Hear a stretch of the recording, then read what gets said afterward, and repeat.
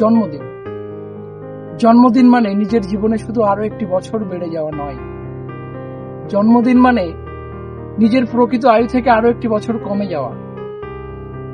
আমরা কেক কাটি, অনেক শুভেচ্ছা পাই, অনেকে উৎসব করি, কিন্তু আমাদের মধ্যে খুব কম মানুষই আছে যারা আমরা এইভাবে ভাবি যে গত এক বছরে আমরা কতটা বড় হলাম, গত এক বছরে আমরা আমাদের চরিত্রে কি কি পরিবর্তন আনতে পেরেছি, গত এক বছরে আমরা কি বড়দের আরো একটু বেশি সম্মান করতে শিখলাম, আমরা কি নিজেদের ভুলগুলো আরো বেশি শুধরে নিতে শিখতে পারলাম।